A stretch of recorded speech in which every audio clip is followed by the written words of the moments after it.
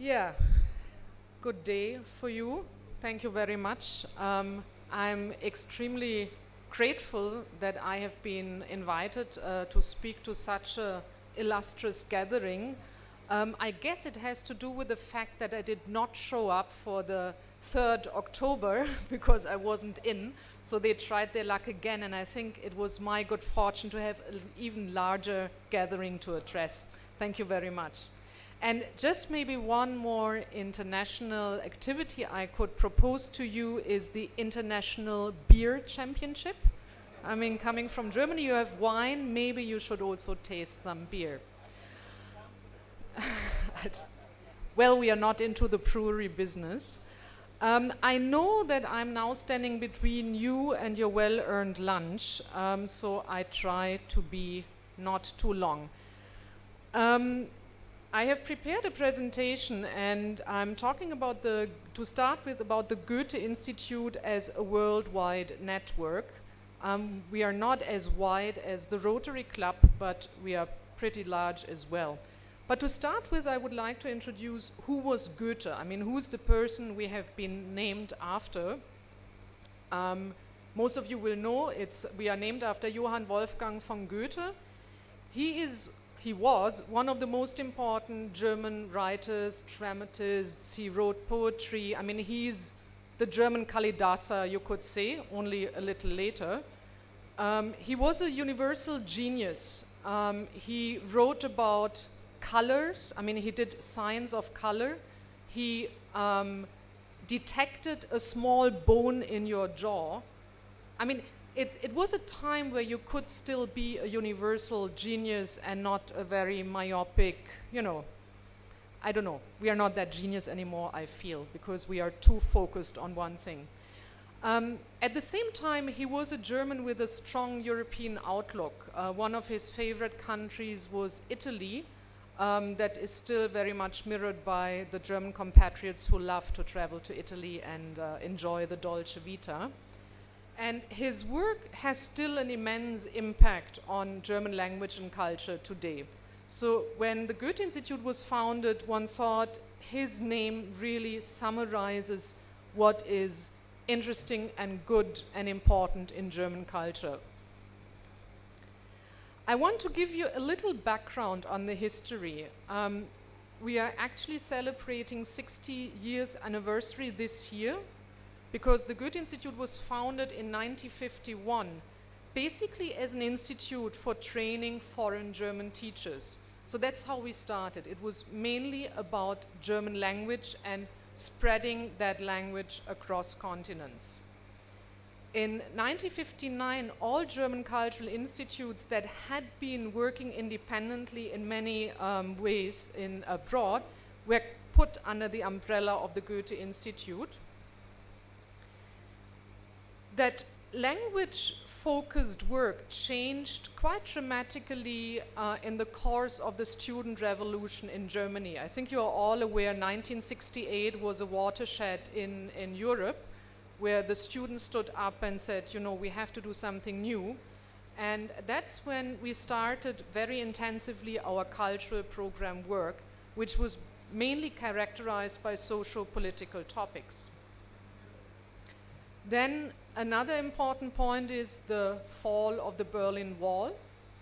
That urged us and allowed us to expand into the present Eastern Europe. Because under the Soviet rule, we could not open any institutes there, but it's actually in Eastern Europe where the historical ties and the interest into Germany is very, very large. That's just a note. In 1995, we passed the 750,000 language course participant. And nearer to the region, we reopened our institute in Kabul, Afghanistan, directly after the war. And I think that shows also a little bit in what direction we are working, but I'm talking about that a little later. And since 2008, we also started more expanding into Africa. Our head office is located in Munich, the Bavarian beer capital, and we are a so-called registered non-profit society. However, our work abroad comes under the auspices of the Federal Republic of Germany. We are basically acting on behalf of the Ministry of Foreign Affairs. We get about 70% of our funds from the German Ministry of Foreign Affairs. And to understand that construction, I think most of you are aware with institutions like the British Council, like the Alliance Française. In Germany, because of our history of the Third Reich and the Second World War, it was a very conscious decision to separate the cultural work we are doing from politics, because we wanted to avoid, again, to fall into the trap of a propaganda ministry. So there is a very important separation. We don't have to change our policies every time a government changes. And it's up to the Goethe Institute also to define what kind of Germany do we want to show. What is contemporary Germany? And I think that's a great liberty we are all very much enjoying. And as said, the head office is in Munich. Looks like that, not the most charming structure. I'm going back to the head office end of April. So I will have to accommodate again to a more bureaucratic setup than the one I had here. We have 149 locations worldwide with 136 institutes in 91 countries, 10 liaison offices, 94 libraries, and right now around 2,800 employees. That's the German employees plus the local staff. And there are about 300 people like me who are on a, not rotary, but on a rotation basis going from one country to the other. Just to give you an idea, these are our locations in Germany and Europe. In Germany, we mainly have language centers. That's for people to come to Germany and learn German in Germany. And in Europe, we have the so-called regional offices. And I just show you when they have been established. So a lot of them in the 1960s. Athens was very early in 1952. And you see Moscow came only in 1992. So there we could only go after 89. Locations worldwide. You see New Delhi was one of the early foundations. Only New York was before, and Cairo.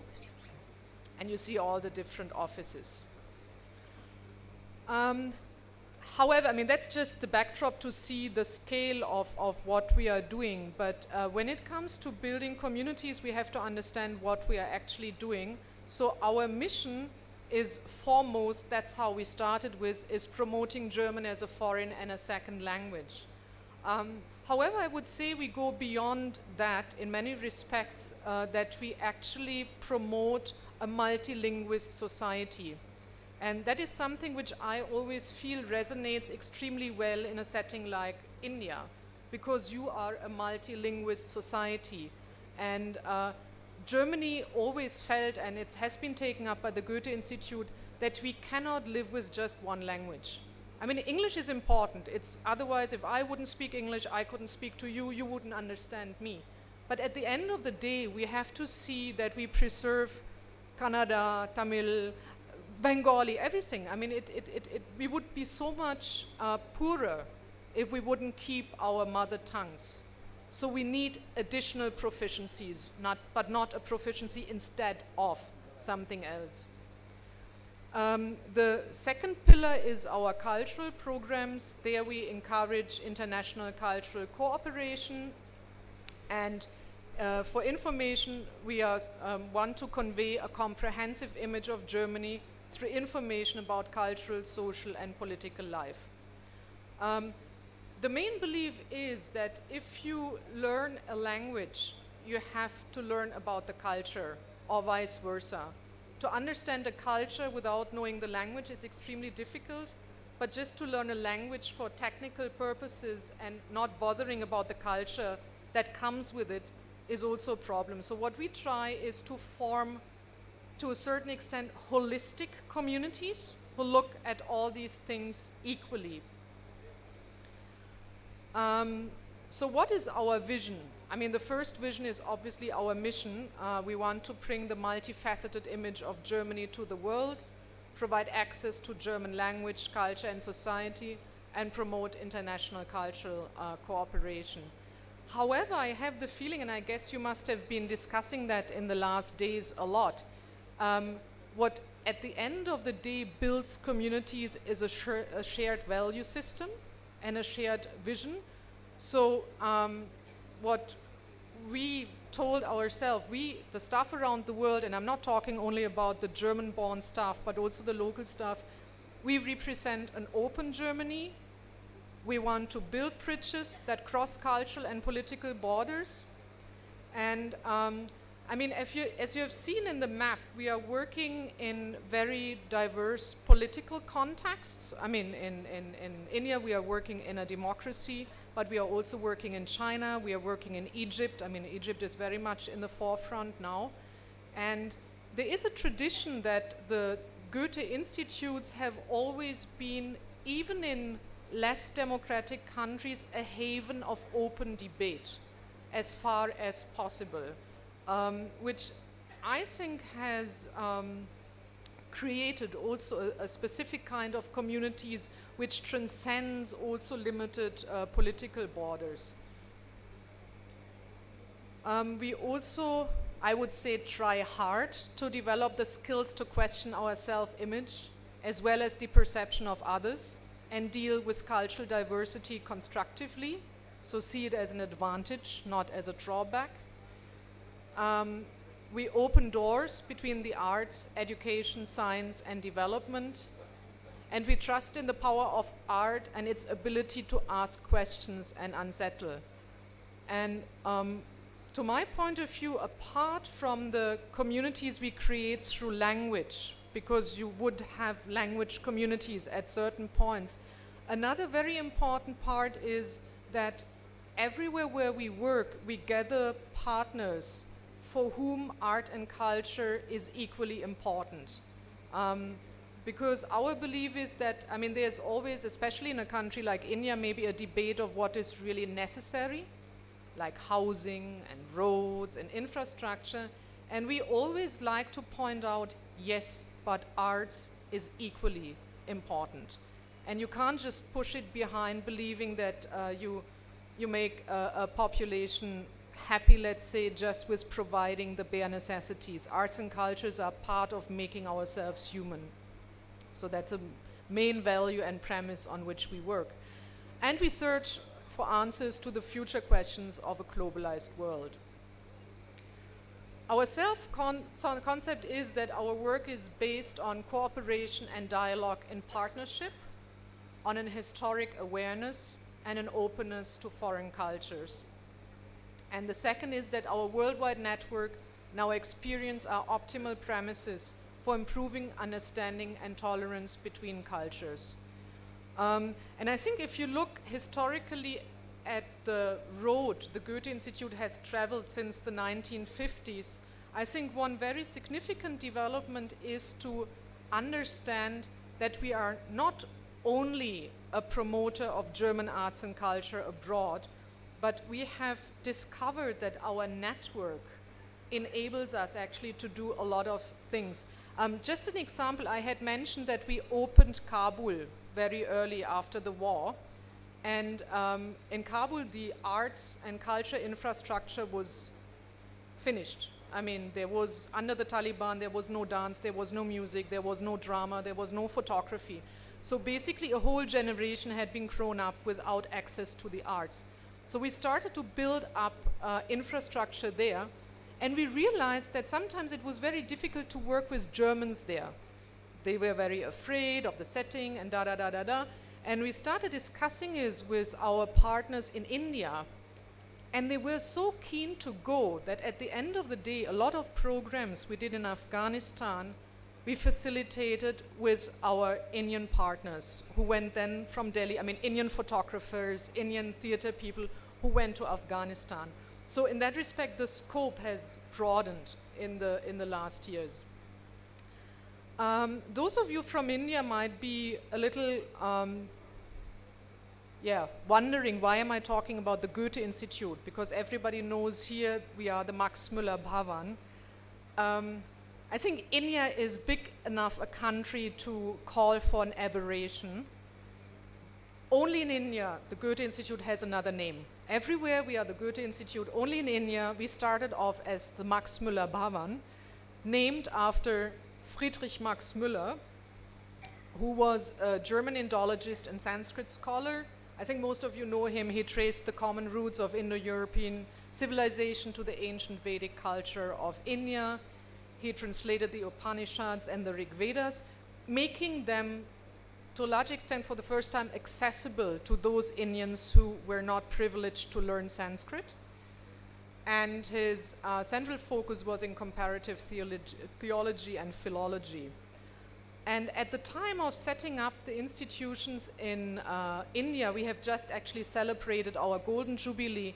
I guess there was the feeling that Goethe did not stand so much for the intercultural exchange, this fruitful intercultural exchange that India and Germany had. So one chose Max Müller as our name patron. Coming to India, we have 6 institutes here by now and 5 centers called the Goethe Centers. As I said, yes, last year we celebrated our Golden Jubilee, so we are here for more than 50 years. We feel we are the #1 cultural bridge builder between India and Germany, and our head office is in Delhi. The Goethe Institute in Bangalore, for those who know Bangalore, we started off in Museum Road. We are now in Indira Nagar. We are a small institute with 11 permanent employees and 12 to 15 contract teachers. We have now more than 1,600 language students per annum. We have an auditorium, a library, and a cafe, and I would all invite you to come one day and enjoy it, and a varied cultural program. How much more time do I have? I didn't check my, 3 minutes. Maybe I just exemplify our cultural work with one program which we find is one of our most successful ones. In Germany, the children's theater is a very, very well-developed field in theater. And we realized that in India, actually, children's theater mostly is either childish theater or theater by children for children. But that, let's say, productions from adults for children is a very rare occasion. So we ganged up with the Ranga Shankara Theatre, which most of you know who are in Bangalore, and started developing common plays of children. And they are now really a rage. Like there's one co-production we did, which is called Robinson and Crusoe, and last year it has been seen by 20,000 students, and has led also to an exchange between the theater in Mannheim and the theater here, so real strong exchange. I think that's possibly enough to exemplify the way we work.